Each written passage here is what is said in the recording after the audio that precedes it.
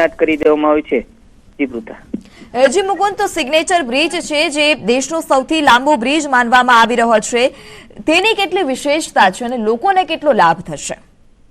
જી પૃથા, વાત કરવામાં આવે તો સિગ્નેચર બ્રિજ છે તે બેટ દ્વારકા માટે તો આશીર્વાદ રૂપ ગણી શકાય, પરંતુ બેટ દ્વારકા માટે જે યાત્રિકો આવે છે તેના માટે પણ આ એક બ્રિજ છે તે જી મુકુંદ, આપ અમારી સાથે જોડાયેલા રહેશો। તો પીએમ મોદીએ બ્રિજનું નિરીક્ષણ કરી રહ્યા છે અને જે બ્રિજનું લોકાર્પણ કરવાનું હતું તે લોકાર્પણ કરી દીધું છે। બેટ દ્વારકામાં પીએમ મોદીની ઉપસ્થિતિ હાલ અત્યારે જોવા મળી રહી છે અને જે સુદર્શન સેતુ પીએમ મોદીનો જે ડ્રીમ પ્રોજેક્ટ માનવામાં આવી રહ્યો હતો તે ડ્રીમ પ્રોજેક્ટ સુદર્શન સેતુનું લોકાર્પણ પીએમ મોદીના હસ્તે થઈ ચૂક્યું છે અને હવે તેઓ બ્રિજનું નિરીક્ષણ કરી રહ્યા છે।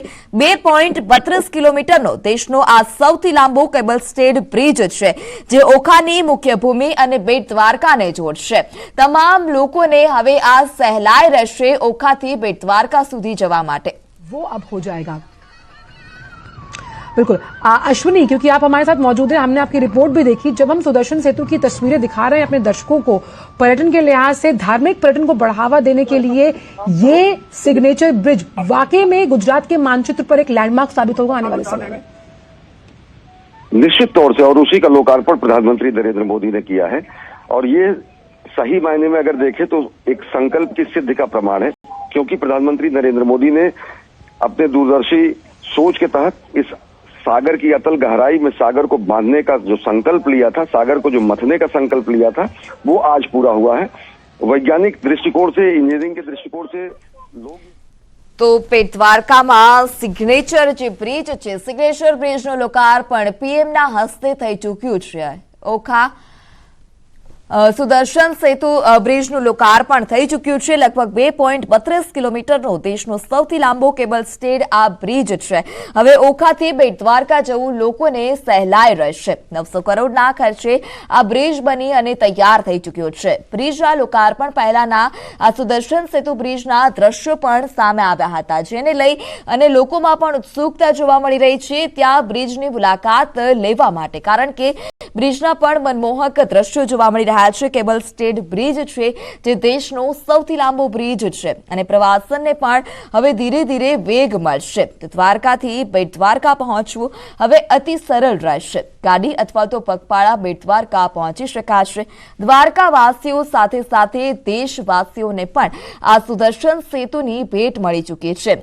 જ્યારે લોકાર્પણનો સમય હતો ત્યારે મુખ્યમંત્રી ભૂપેન્દ્ર પટેલ પણ સાથે ઉપસ્થિત હતા, CR પાટીલ પણ ઉપસ્થિત હતા। ત્યારે સુદર્શન સેતુ ખાતે હાલ અત્યારે પીએમ મોદી પહોંચી ચૂક્યા છે। તેઓ બ્રિજનું નિરીક્ષણ કરી રહ્યા છે અને લોકાર્પણ તેઓએ કરી દીધું છે। 900 કરોડના ખર્ચે આ બ્રિજ બનાવવામાં આવ્યો હતો અને જે હવે લોકો માટે ખાસ સરળ રહેશે। ઓખાથી બેટ દ્વારકા જવું હશે તો હવે લોકોને જે બોટ મારફતે જવું પડી રહ્યું હતું તે બોટ મારફતે જવાની જરૂર નથી।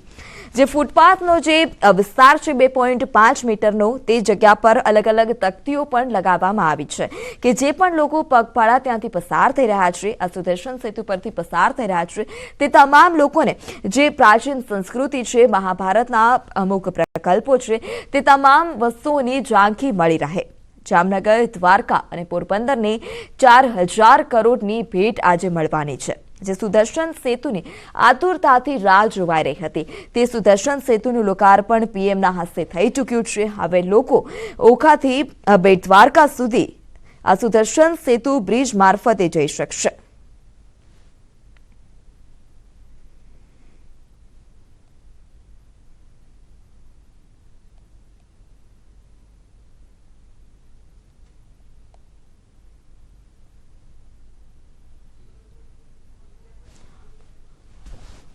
તો પીએમ મોદી સુદર્શન સેતુ પહોંચી ચૂક્યા છે। પીએમ મોદીનો આ ડ્રીમ પ્રોજેક્ટ માનવામાં આવતો હતો અને તેનું હવે લોકાર્પણ થઈ ચૂક્યું છે। તમામ લોકોને તેનો લાભ મળશે, દેશવાસીઓને આ લાભ મળશે। ઓખાથી બેટ દ્વારકા પહોંચવું હવે ખૂબ જ સરળ રહેશે।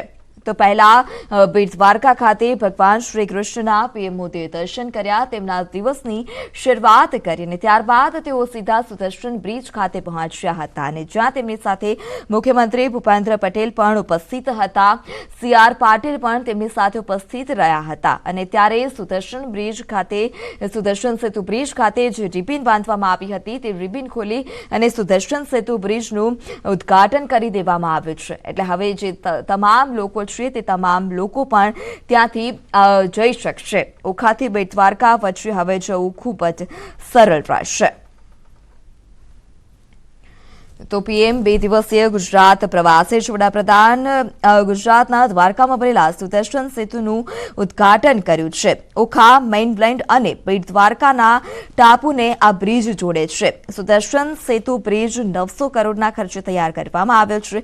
2.32 કિલોમીટરની સાથે તે ભારતનો સૌથી લાંબો કેબલ સ્ટેડ બ્રિજ માનવામાં આવી રહ્યો છે. આજે બ્રિજના દ્રશ્યો લોકાર્પણ પહેલાના જે દ્રશ્યો હતા તે સામે આવ્યા હતા, તે પણ મનમોહક બ્રિજના દ્રશ્યો હતા. લાઇટિંગથી પણ આ બ્રિજને શણગારવામાં આવ્યો છે, જેને લઈ લોકો પણ ઉત્સુક છે કે આ બ્રિજ જે બનીને તૈયાર થઈ ચૂક્યો છે તેની મુલાકાત તેઓ લઈ શકે અને તમામ પ્રવાસનને પણ હવે વેગ મળશે. તો દ્વારકાનો આ સુદર્શન સેતુ બ્રિજ કે જે હવે લોકાર્પણ તેનું થઈ ચૂક્યું છે, તમામ લોકો તેનો લાભ હવે લઈ શકશે.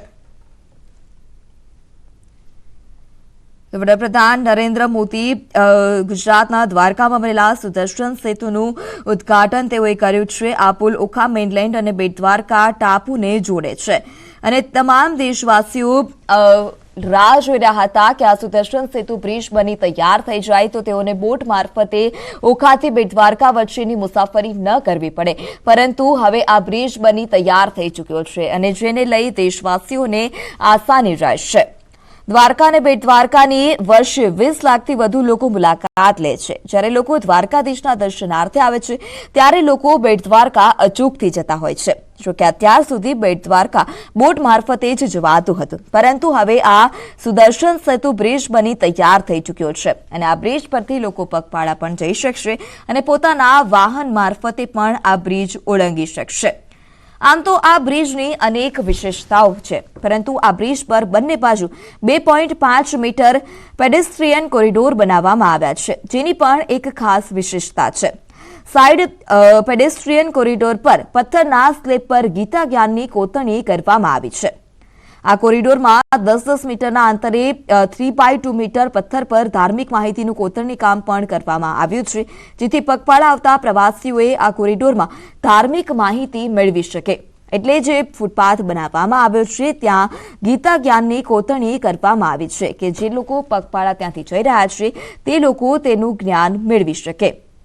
પગપાળા આવતા પ્રવાસીઓએ આ કોરિડોરમાં ધાર્મિક માહિતી મેળવી શકે તે માટેનું આયોજન કરવામાં આવ્યું છે. આ બંને દ્રશ્યો કે જ્યાં પીએમ મોદીએ બેટ દ્વારકા મંદિરમાં પૂજાવિધિ કરી દર્શન કર્યા અને ત્યારબાદ તેઓ સીધા સુદર્શન સેતુ ખાતે પહોંચ્યા હતા અને જ્યાં તેઓએ રિબિન ખોલી અને સુદર્શન સેતુ બ્રિજનું લોકાર્પણ કર્યું છે. તમામ લોકોને સુદર્શન સેતુ બ્રિજની ભેટ આપી છે. આ બંને દ્રશ્યો કે જે દ્વારકાની વિકાસ ગાથામાં અને ગુજરાતની વિકાસ ગાથામાં એક નવું પ્રકરણ ઉમેરશે કે સુદર્શન સેતુ બ્રિજ જે પીએમ મોદીનો ડ્રીમ પ્રોજેક્ટ માનવામાં આવે છે, હવે તે બ્રિજ બની તૈયાર થઈ ચૂક્યો છે. તેમના હસ્તે લોકાર્પણ પણ થઈ ચૂક્યું છે અને હવે લોકો તેનો ઉપયોગ કરી શકશે.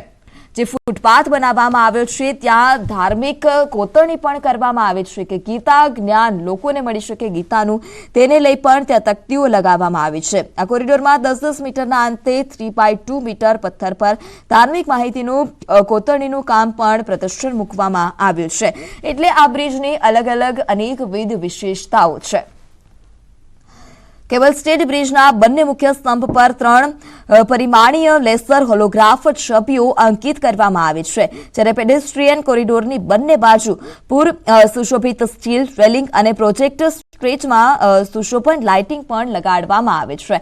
એટલે કે જે ડ્રોન દ્રશ્યો સામે આવ્યા હતા લોકાર્પણ પહેલાના તે મનમોહી લે તેવા હતા અને તેટલી જ વિશેષતાઓ પણ આ સુદર્શન સેતુની છે કે લોકોને કોઈ પણ પરિસ્થિતિનો સામનો આ બ્રિજ પરથી પસાર થતા સમય નહીં કરવો પડે. તો સમાચારમાં હાલ સમય થયો છે વિરામનો. अब જોડાયેલા રહો ન્યૂઝ 18 ગુજરાતી સાથે.